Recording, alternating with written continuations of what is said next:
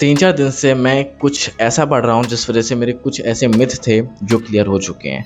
मैं पढ़ रहा था व्हाई पीपल स्टे पुअर और इसके काफ़ी सारे मिथ थे। मेरा मिथ ये था कि लोग लेज़ी होते हैं, लोग चूज़ करते हैं पुअर रहना, लोग चाहते नहीं हैं कि वो कुछ अच्छा करें, वो टाइम पास में लगे रहते हैं। ये चीज़ें मैं सोच रहा था, लेकिन मैंने जब स्टडी करी तो मेरे को समझ में आया कि ऐसा कुछ भी नहीं है। जो लोअर लोग होते हैं वो बल्कि एक्सट्रीमली हार्ड वर्क कर रहे हैं, लेकिन तब भी जाके उन्हें वो चीज़ नहीं मिल रही, उतना पे ऑफ नहीं कर रहे हैं लोगों ने कि जिससे कि वो अपनी पॉवर्टी को पीछे छोड़ सके।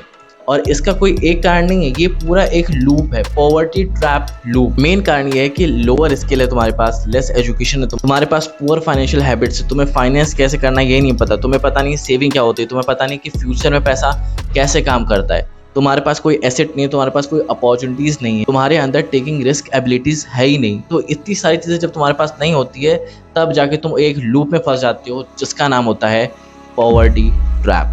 द फॉस्टिन बार्गेन का article staying secure staying poor के अंदर उन्होंने एक लाइन लिखी थी, the most important thing by which people stay poor is uncertainty. भाई तुम ये सोच सकते हो कि यार अगले महीने कहीं जॉब ना चली जाए, अगले महीने कहीं ज़्यादा महंगाई ना हो जाए, अगले महीने कहीं कुछ प्रॉब्लम ना आ जाए।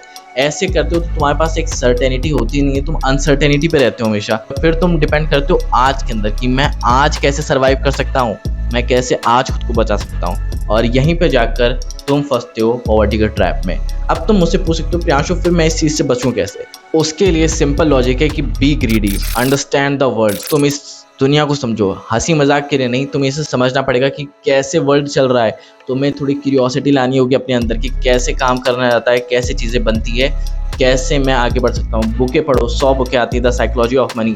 साइकोलॉजी ऑफ मनी के अंदर मैंने एक चीज़ पढ़ी थी, wealth is what you don't see. इसका मतलब ये हुआ कि अमीर जो दिखते हैं वो अलग होते हैं और अमीर जो एक्चुअल में होते हैं वो अलग ही होते हैं। तो दोनों के अंदर डिफरेंस पता करना सीखो। ऐसा नहीं किसी के पास आईफोन है कुछ भी है तो ये भाई अमीर है, ऐसा कुछ भी नहीं है। शायद पीछे उसके पास कुछ ना हो, उसने सब लोन भी ले रखा हो, लेकिन जो असली अमीर होता है वो अलग ही दिखता है।